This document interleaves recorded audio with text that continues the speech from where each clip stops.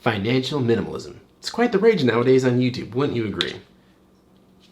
Is financial minimalism and financial prosperity, are they possible together? Let's talk about that next on B2B Fusion.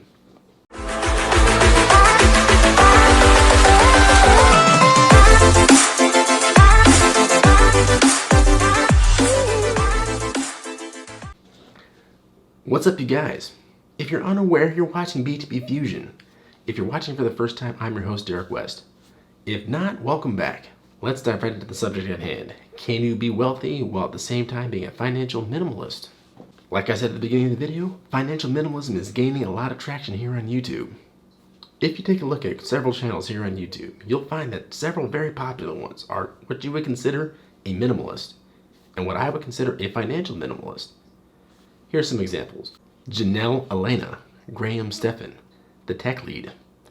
All of these folks I would consider minimalists, and I would also consider quite a few of them financial minimalists as well. The reason that minimalism is becoming popular is I believe that a lot of people can find a lot of utility in it. Think about it.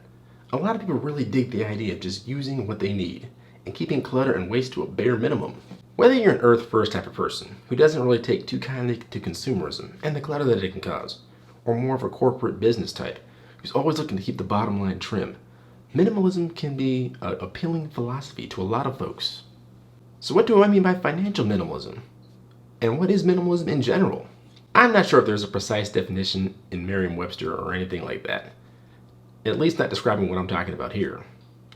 But when I say minimalism, what I mean is just acquiring the bare minimum for your needs, forgoing flashy, ostentatious items, and only using what you need when you need it.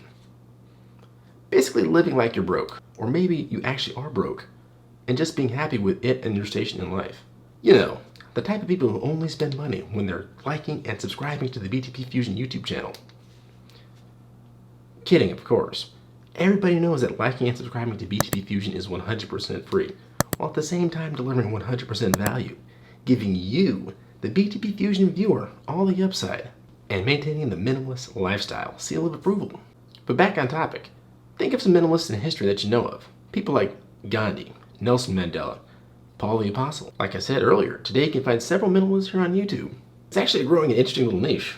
Each YouTuber outdoing the other for who's using the least amount of toothpaste per year and or consuming other bodily utilities. Keep in mind though, this isn't a new concept. I think it's catching a wave of popularity as people from all walks of life come to agree on how useful it can be. That rhymes, and I'm a poet, and I know it. Now, I was originally introduced to this concept by one of my relatives, who, for the sake of anonymity, shall remain nameless. In any case, at one point, he was living out of a truck, even though he had the money and resources to live in a regular apartment. At first, me and several other family members were sort of alarmed at this sort of living situation. Think about it for a second. If you see someone who has the money to at least live in a hotel for a couple of months, but who instead chooses to live outside of a truck, you start to think to yourself, is this person okay? Does he have all the lights on upstairs? Do we need to have an intervention? But eventually I began to see all the advantages of leaving aside most of the pleasures of this world, hunkering down with just the basics, and roughing it, so to speak. With just what you need, nothing else. And that kind of takes you into the benefits of being a minimalist. The first and most obvious benefit of being a minimalist is the amount of money you save by not buying a ton of shit all the time. You can't say on YouTube, can you? This is getting bleeped out. If I've said it once, I've said it 1,000 times. It's not the one or two large purchases that lead to financial ruin. It's the thousands of little charges that creep up on you when you least expect them that lead to tough financial situations. It's purchasing premium charcoal toothpaste instead of going with that off-brand regular charcoal toothpaste brand. A quick side note for a second here.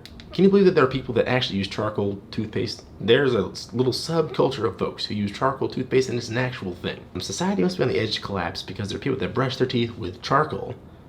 In other words, little chunks of like micro coal in the hopes of making their teeth whiter.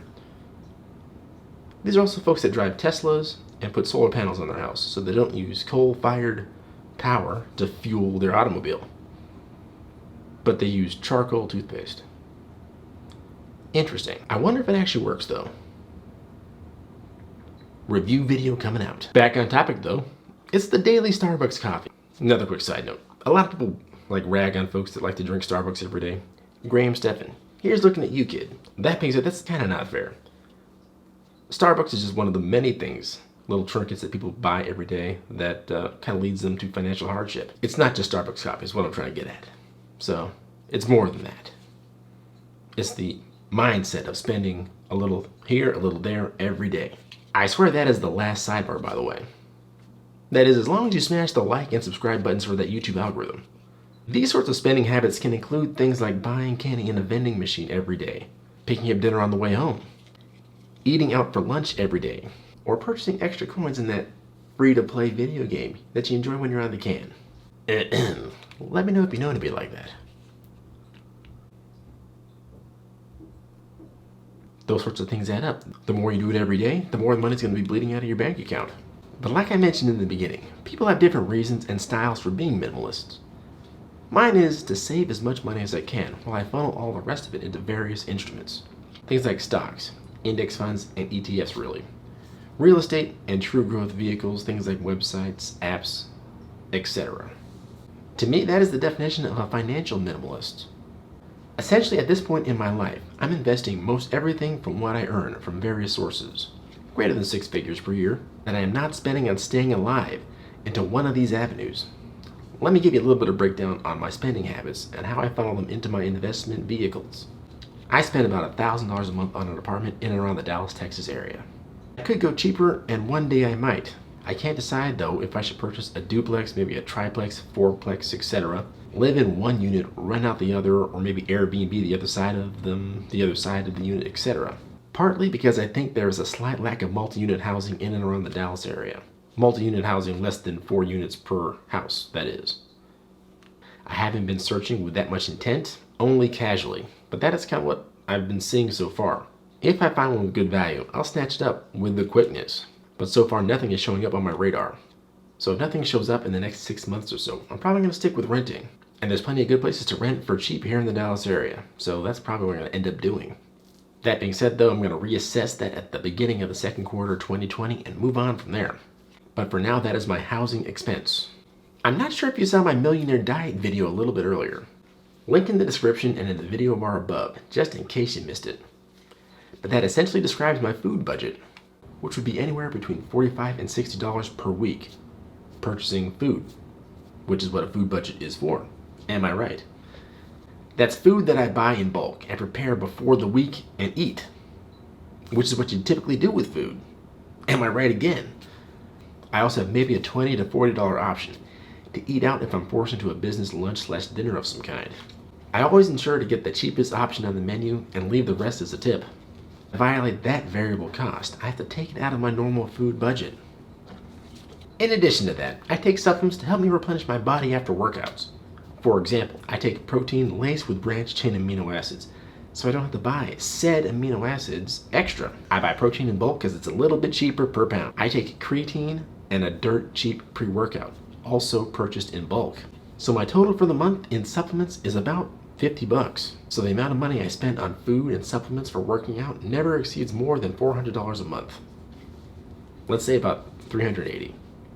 So far I'm up to $1,380 per month on food and rent, the necessities of life, i.e. food to eat and a roof over your head. I have internet, obviously. I have expensive internet to help me get these quality YouTube videos out to you, the BTP Fusion loving public. You're welcome. Like and subscribe. That runs me about $90 a month. I have utilities too that vary month to month, but at most cost me anywhere from $100 to $200 per month on average. So worst case, I'm up to about $1,670 per month for total costs. I do have a car that's paid for in cash, so it doesn't cost me much a month, just gas and insurance. All told, that runs me at about $200 a month extra. So the grand total is $1,870 per month in expenses. By the way, as a quick point of reference, someone who makes $9.50 an hour, now that is slightly higher than the national minimum wage here in the US, would have an income of about $1,520 per month. 9 times 40 times 4. I know I said 950, but let's go with 9. And finally, in my budget, I have an emergency budget that I allocate for emergency expenses, obviously, or unexpected purchases that I need that I allocate at about $600 per month. It's quite a bit for an emergency fund, but remember, it's designed for emergency purchases. If I don't spend it, it goes into my emergency savings fund. All told, that's about $2,207 per month as the total ceiling for all of my monthly expenses. It is not uncommon for my monthly expenses to be less than that. In fact, I average about $1,800 a month in recurring expenses, with a floor as low as $1,380 per month. Now I know what you're thinking. You're thinking that I mentioned I make more than 6 figures a year. And if you take the floor of what that means to make 6 figures a year, that's about $100,001 per year, which equates to $8,333 per month. Where does all the rest of the money go? First thing I would say is don't assume that I make the bare floor of 6 figures a month. I'm not a baller YouTuber like, let's say, Stephan, but I do get by with quite a bit of cash. That being stated though, as you find you make more money, your largest expense will be taxes. And that's going to be true no matter what jurisdiction you live in. The government is going to get its fair share of cash, and thus taxes will be your largest expense. Now, if you get up into the true baller level, and you're able to pay cash for companies, stock, etc. that exceed more than $1 million, then you're in rarefied air indeed, and congratulations are in order. But more than likely, it's going to be housing and taxes that are going to be your largest expenses over your lifetime. Word to the wise, learning to minimize both of those expenses is key to acquiring true wealth. But aside from taxes, where else does my cash go? Under my mattress? Nope, my cash goes into investments. Now, I have a slightly nuanced view of investments that I think would serve us well in this discussion on minimalism. I break up my investments into multiple camps that I find influence wealth creation in 3 different ways. 1. Investing in myself. Investing in true growth. And investing with investment instruments. Investing in myself can be anything where I invest money to become a better person. And that can include anything from learning new techniques and tricks from online learning resources such as Udemy, Lynda, Skillshare, etc. It can also include purchasing a new suit or clothes that will help me to stand out for a new client. One investment that is a monthly recurring expense is going to the gym to make sure I stay as yoked as possible as I get up there in age. But this category of investments could also include things like attending conferences to network, perhaps some coaching on where I'm at in my business or personal life, or maybe some one-on-one teaching about what I need to do to improve at X, Y, or Z. Investing in true growth is looking for actual opportunities to make returns on my money. Gary Vee talks about garage sales and finding opportunities to flip things. So that's kind of along the lines of what I'm thinking. That kind of investment includes websites and apps that I own and have either written on my own or purchased at some kind of website purchasing directory. But it also can include more technical things, such as investing in Facebook ads. Those are kind of expensive. Google ads, also kind of expensive. TikTok ads, not as expensive, etc. One of the reasons why I consider this true growth is because it requires a ton of research on my part before I can pull the trigger. With that in mind, this could also include things like purchasing of single stocks and not things like index funds, ETFs, and REITs. Those sorts of things are what I'm going to talk about in just a second, but those are what I would consider investment vehicles, which is my 3rd type of investment. Investing with investment instruments is kind of what it sounds like. I know this is going to be kind of unorthodox, but I sort of treat it like a savings account, but with slightly better returns on my money. Now, I know, all investments have an inherent amount of risk to them. Investing in things like index funds, ETFs, and REITs all have the distinct possibility of losing most, if not all, of their value. And investing in things like that should not be done lightly. And you should definitely consult with a certified investment planner before making any investment decisions. Don't listen to dudes on YouTube giving you investment advice. That being said, the growth history of index funds is nothing to sneeze at. And the same thing with REITs. Keep in mind that there is real and serious criticism from folks like Michael Burry who believe that index funds and ETFs are likely the next big financial instrument to blow up.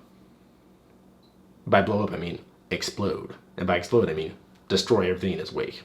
And by everything in its wake, I mean the US economy. So keep that in mind. And like I said, all financial instruments have a certain amount of risks associated to them. That being said though, I have no problem putting my money in them. That essentially describes the savings and investment habits of a financial minimalist. Let me know in the description down below what minimalist habits you have to help you save and invest for future growth. And don't forget to like and subscribe to BTP Fusion for more great videos like this. As a matter of fact, you're going to want to hit that notification bell as well, as we have a video on business delivery coming up.